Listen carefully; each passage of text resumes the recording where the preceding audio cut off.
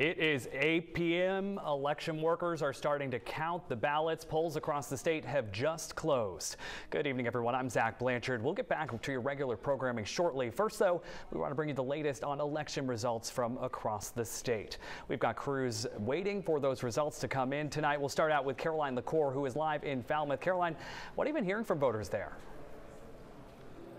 Hey, Zach. Yeah, people say that things have been pretty quiet over the past couple of minutes, and it's been pretty quiet throughout the entire day. Earlier today, we met up with Secretary of State Shanna Bellows, who was following along with a handful of polling locations throughout the day, and she agrees that this year's voter turnout has been pretty low. Now, that could be due just because some unaffiliated voters might not have realized that they could have voted in these primary elections, or just because people are waiting until the general election later this year. Now, the booths behind me here in Falmouth are closed. Volunteers say historically here in Falmouth it might not take too long to get those results for the candidates. We'll probably hear about those results in the next half hour. Zach, back to you. All right, Caroline LaCour, thanks so much. Now we want to get to Donovan Lynch, who spent the day talking to voters in the Bangor area, where the race for the 2nd District congressional seat will be in the spotlight come June. Donovan, what can you tell us? Zach, today's Republican primary between former President Trump and former UN Ambassador Nikki Haley could tell us where the wind is blowing when it comes to the race for the 2nd Congressional District, which is still months away. The district is largely rural and solidly conservative. In the general election, voters here chose Trump in 2016 and again in 2020. Despite this, Congressman Jared Golden, a Democrat, has represented the district since 2019. To keep his seat, Golden has relied on a coalition that depends on Republican support. But in the wake of the Lewiston shootings, Golden changed to a more liberal stance on the issue of gun control, supporting a ban on assault weapons. Now, the question today becomes, is this reversal enough to break the bond between Golden and GOP supporters? And could a major Trump victory over a more moderate Nikki Haley show that? The Republicans I spoke to seem split. He's wonderful and terrific in election, but I'm not so sure that he's wonderful and terrific in the service. Would I see who is going to best represent the people? And with Jared Golden being a veteran, I think it goes a long way. Before the general election in November, GOP challengers Austin Theriault and Michael Sobolewski will compete in a Republican primary this June. Both are staunch Trump supporters and hope their conservative platform will attract back some Republican voters that went for Golden in past elections. Zach? Donovan Lynch live in our Bangor studio tonight. Thanks so much.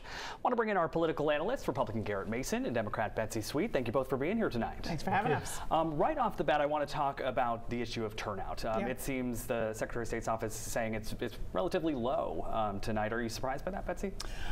No, I'm not surprised, and I think we can link it back directly to the parties. First of all, I think that Nikki Haley did not do as much campaigning with independent voters, which she could have done to get a lot of independent voters voting in this election for the first time, where they can vote in either primary.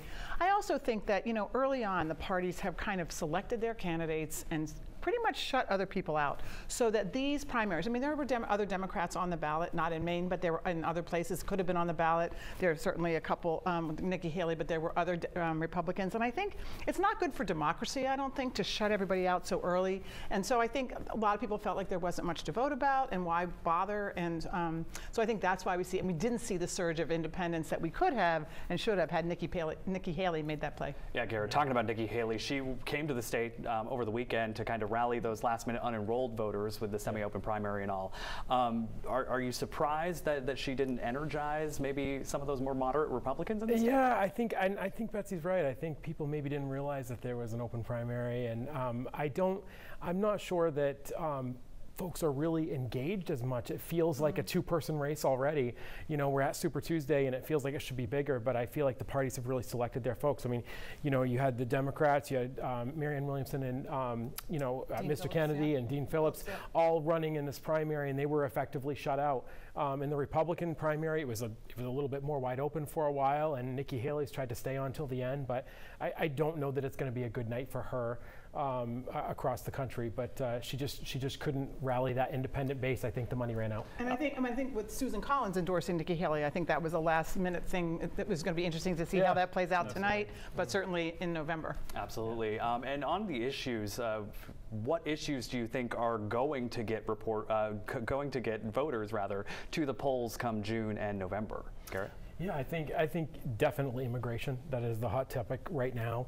I think that you're going to see a lot of people turn out and talk about that issue. I think it's been interesting that Democrats have tried to spin that issue into something that they want to be a champion on after 3 years of an unmitigated disaster at the border. I think that's going to be a huge, huge issue. And you know, I think the people themselves are for the first time are going to be a massive issue. You have two presidential candidates who are going to be in their 80s. You know, age is going to be a factor for both of these men. It's going to be a huge issue to, you know, to look at who are they going to surround themselves with.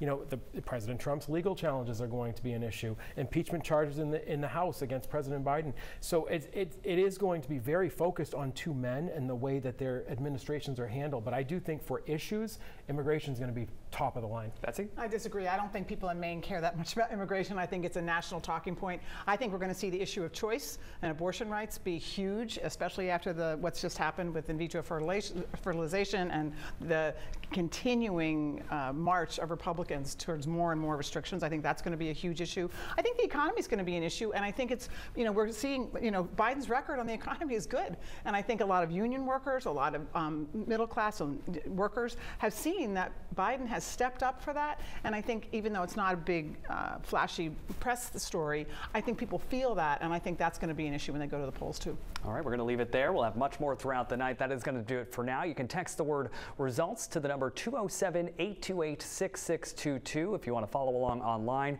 and we'll be back with much more Voice of the Voter coverage tonight at 10 and on News Center Maine at 11 as results start to come in. But be sure to follow along both on air and online. Have a good night.